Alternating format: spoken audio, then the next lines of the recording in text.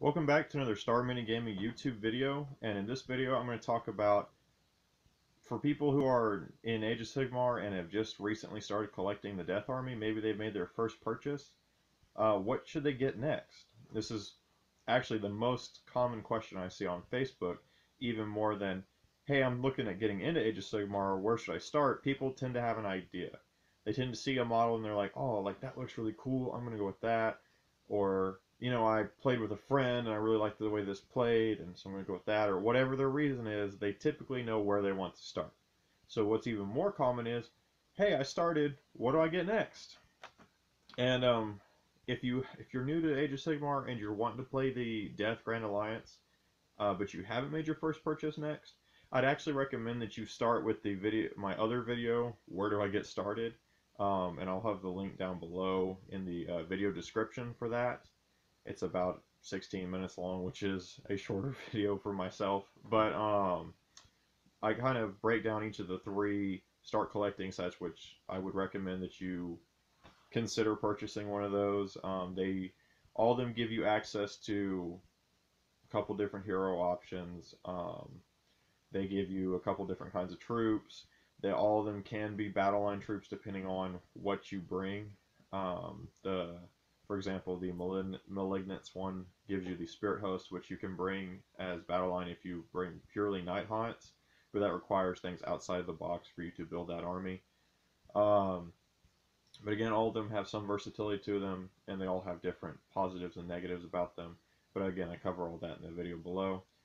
So in this one, I really wanted to look at it. It's like, if you bought each one of them, and we're going to cover this video purely from a competitive level, like what is the best thing I can buy to take my army up to that next level and continue to build on what I've already got, things that synchronize well with what I have, because in Age of Sigmar that's very important. You want things that work well with what you've already got. You want your army to be a well-oiled machine where all the cogs work together and build upon each other, because that's really a big part of the game. So that's what we're going to take a look at now. So first, if you bought the Malignant Starter Box, what should you buy next? Well, in my opinion, the obvious answer is zombies. If you're not going for a Flesh Eater Quartz army, then I would stay away from the ghouls. They're not bad. They're actually really good, but they're a little bit more expensive than some of the other battle line options. And again, while they're powerful enough in their own way, the big thing is that they are so much better. If on a scale of 1 to 10, they're a power level 5 by themselves. When running a Flesh Eater Quartz army where all the potential buffs are there, they're on a 9. They are just so much better in a Flesh Eater Quartz army. I wouldn't really consider them. I think you have better options in a more generic Grand Alliance Death army.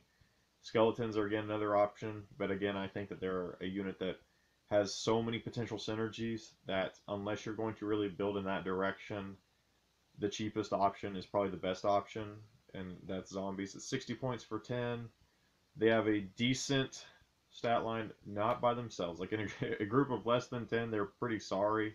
You're at 6 up, 6 up, no rend, no save, 1 damage each. The good things are they regenerate D6 models each hero phase that have died, so they're hard to kill.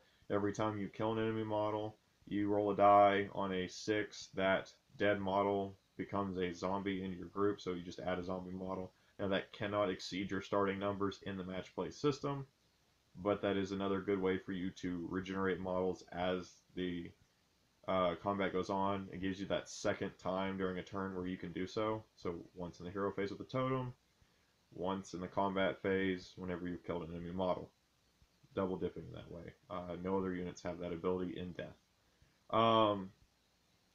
And obviously they grow exponentially stronger as you bring them in larger and larger numbers. A squad of 30 or more is hitting on 3 up, 3 up. Again, no rend, 1 damage each, but that's a really big swing from 6 up, 6 up to 3 up, 3 up. You're getting the bonuses on top of their automatic 10 bravery for every 10 models in the squad. So you're looking at a 13 or greater bravery, which is really, really a tough nut to crack. If you have them near a hero, you're looking at a 6 up or 5 up if you bring Ruler of the Night as your command trait and you have your general nearby for their special save. So even against mortal wounds, they have that potential. And again, with how quickly they come back, like even a 6 up save against every kind of attack is a big deal with these guys. So they're hard to remove. They're an excellent tar pit unit, perhaps the best that Death has to offer. If you want an enemy unit to just be stuck, you want to deny them on an objective, or you're playing a mission that's like, hey, you need X number of wounds or X number of models to claim an objective, or hey, whoever has the most near that objective gets it, or you just need area denial, zombies are the best that Death can offer, and they're one of the best in the entire game at that because, again, they are so dirt cheap. There are a few things in the game that can compare to them in terms of getting on the field for cheaper. 10 points for 60, excellent deal. 180 points for 30 whenever they're significantly more powerful, oftentimes feels like a steal. Obvious drawback is they're slow. You can actually make them a 2 up, 3 up if you bring a corpse card as well. And it's an 80-point model. It's not bad. It might be worth the investment. It does buff your magic or hurt your opponent's magical ability. You get to choose one of those two at the beginning of the game. But anyways, zombies are definitely the next way to go. And before I continue, I actually missed one thing I just took a note of. So I want to talk about this real quick. Whenever I see this question posted anywhere, I often see what I would consider really bad advice. And I want to, kind of preface this by saying it's only bad advice because it's not considering factors. So I'll see this question on Facebook, and people are like, "Oh, buy a Morgul, buy 2 Morguls, buy a Morgul and buy a Vampire Lord on Zombie Dragon, buy this big powerful unit or this big powerful unit." And that's not terrible advice always, but you really need to ask the question before you move on from. I mean, zombies are always going to be a good option for that Malignance box because they're cheap and they're giving you a battle line choice for all of Death, no matter what Death you're bringing. But you need to look at the local meta. Like all those advice to buy these big scary monsters is terrible advice if you're playing in my local area, because I've tried out those units. I own every big bad that Death has to offer except Nagash. I've run almost all of them in games. And with the Ring of Immortality ruling in the FAQ, and, just these other nerfs to Death with the match play system, the big monsters don't survive locally. Like, I tried a game right before the FAQ came out with the Ring of Immortality on a Vampire Lore on Zombie Dragon, and I had a Morgul in my force against an opponent, and that opponent knew he was going to play Death, so he brought a 100% shooting army and blew those units away before they could even cross the battlefield. Now I was casting Mystic Shields on them. I was hiding them behind terrain to block some of the shots. I was doing everything I could to try to keep my units alive a bit longer, and just the sheer number of dice that were thrown at my units wiped them out. And these weren't even, mathematically like abnormally bad rolls. I actually rolled pretty well on most of my saves in that game. My Vampire Lore on Zombie Dragon died turn 2, top of turn 2, and my Morgul died, I believe, at the beginning of turn 4. It had actually got across the battlefield, gotten to attack one time. That enemy commander retreated out of combat. Everything just fired at my Morgul and then took it down. My Vampire Lord and Zombie Dragon came back with the Ring of Immortality. I rolled 2, which is average, so I had 2 wounds left. I drank my Blood Chalice, restored wounds that way, and had put myself much, much, much closer to the enemy. Actually did manage to get into a few combats once she had resurrected, again playing with the ring before the ruling, so this is no longer possible unless you're going to put aside the 400 some odd points necessary to bring that zombie dragon back, which is not worth it. And then, attack some units, kill a few of them, actually do pretty well in terms of like killing everything she came in contact with. But with the way shooting is in Age of Sigmar, which is, in my opinion, the overpowered thing, like we had summoning nerf, shooting is still incredibly powerful. The ability to shoot into combat, out of combat, at the enemy that's engaging you in combat, whatever the heck, unless you locally have kind of house ruled it. Uh, your big monsters are just going to die if your opponent is smart and knows that you're playing a death army. It's really easy to hard counter that. So, and even not knowing that an opponent is going to play death, like locally, just the way people construct their armies, big monsters for any army locally is typically not a good idea. It's more of a horde-based army that will succeed locally. But anyways, that out of the way, like check your local meta and then make the decision. So I wanted to give the advice based upon not just my local meta, but almost any kind of play style locally. These should be good options for you, and so that's why we're the kind of perspective I'm coming from here. So again, for malignants, start with zombies, maybe a corpse card if you want to buff them further. If you bought the skeleton horde box, the obvious answer is more skeletons. Like, skeletons in small groups are not particularly impressive. They're slightly better than zombies, but not a whole lot. Their real strength is whenever you start throwing all the synergies that are capable on them, and you bring them in large units, that's when zombies really shine. In really small numbers, I'd say Graveguard are significantly better. Once you start bringing 20, 30, 40 plus skeletons in a group, then they are incredible because they gain extra attacks. So, for example, if you're bringing a group of 10 skeletons with spears, they're 5s by 4s, no rend, 1 damage. 1 attack each, not particularly impressive. Bring 20 or more, you're at 2 attacks each. Bring 30 or more, you're at 3 attacks each. Put them next to a White King, who is your general, and uses his command ability on them. They're at 4 attacks each. Put them next to a Necromancer as well, who casts Van Hale's Dance Macabre on them.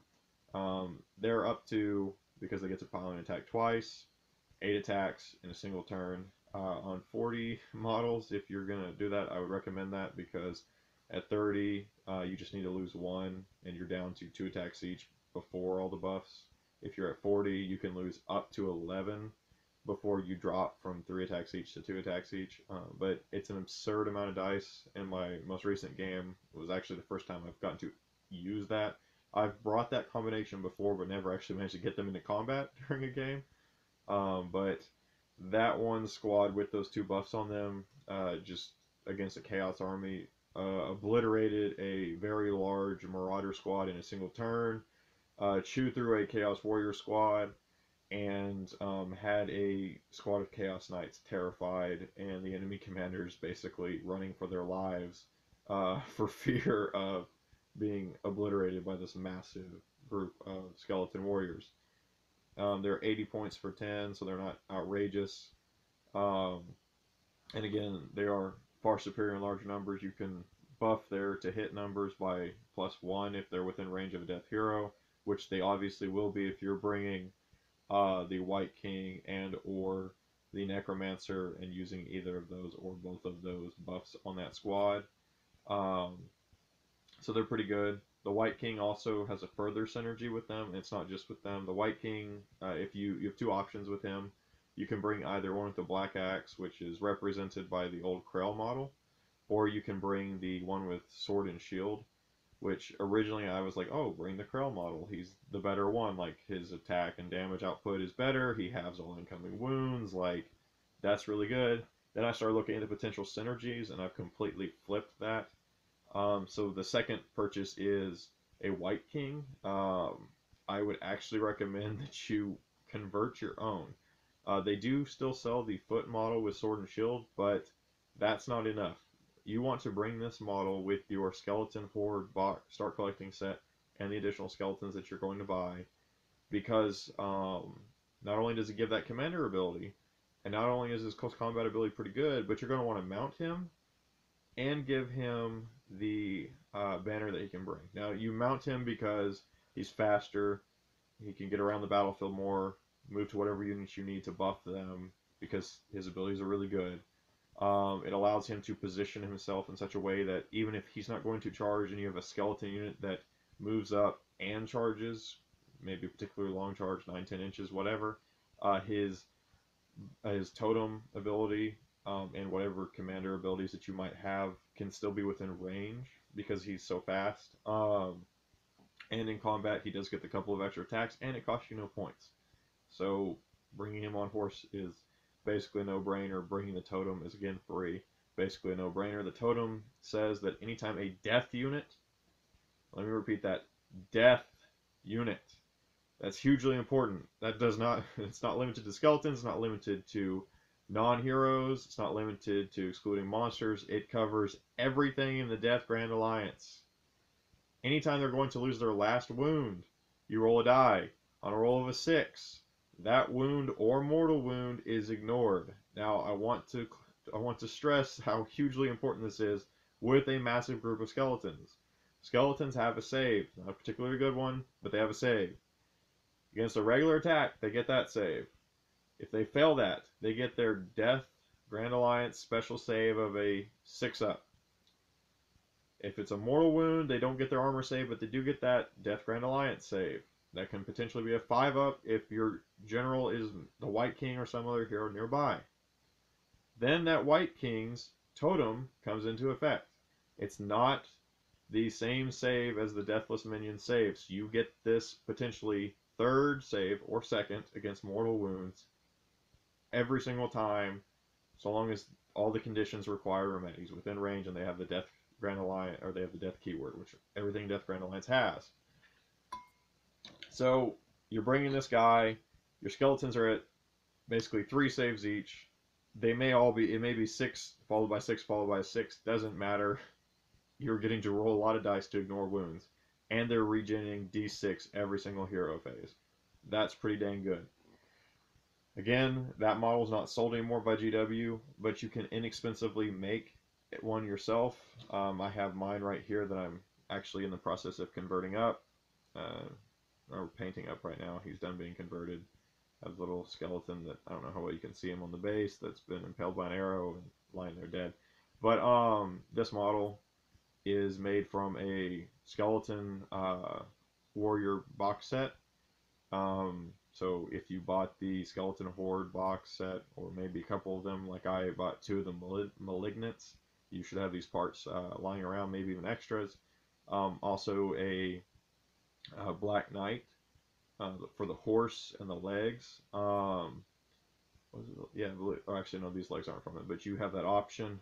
So again, from that box set, really, so you're basically just covering what you already have in your collection for this. I used the banner from an old Empire set, I believe. I bought it from a local hobby shop. It has like a bits bin, and I bought that, and actually the legs for this guy. And then just cut off the horse's legs and then reposition them to have the horse in a more epic pose, because he's oftentimes my general. But anyways, like, you can make a good representation that stands out and is quite clearly not the norm just from that box set. And it actually, the Black Knights within that set have a banner, so you could just paint up or convert up the banner with just a little bit of cutting and gluing something else on there if you wanted to, and make a good representation of a White King mounted. So you already have all the parts for it if you have that box set. I'd highly recommend that. I'm actually going to cover in another video how to play a Death Rattle sub-segment within your army, no matter what part of Death you're playing, and play that really competitively. So I'll talk about that in another video coming out soon. But skeletons and then a White King, especially mounted with that icon, are the 2 things I highly, highly, highly recommend that you go after from a competitive standpoint if you bought the Skeleton Horde box set. And then if you've gone with the 3rd option of Death and you've gone for the ghouls, don't despair. All that great sounding stuff for the skeletons, yeah, maybe that's not for you, but you have some really good stuff too. The next thing you want to buy is more ghouls, more flares, more horrors, whatever it is that's your particular favorite of those kinds of units, and the appropriate courtier that goes along with them. The beautiful thing about the Flesh Eater Courts is the ability for a squad to, number one, not rely on a totem to do this, but for all of the squads that that work with a particular kind of courtier. So for regular ghouls, it's the Ghast courtier and so on. for them to regen models in every squad that's within range around that courtier every single turn. You have that option. It's an incredible ability, and the courtiers are kind of like these little mini heroes that feed off the upper heroes. You know, like the power level is kind of like trickling down, and they boost your army. Again, you have terrific War Scroll battalions at your disposal if they fit to the particular scenario or the way you want to play your army. But definitely courtiers and your particular favorite kind of ghoul that you have available to you is what you should buy next to kind of continue that competitive build up from the Start Collecting set. So that's going to end this video on what should I buy next. Stay tuned for my next video talking about how to make a Death army particularly good using Death Rattle as a subsegment within your Grand Alliance Death army. But until next time, this is James, and happy gaming.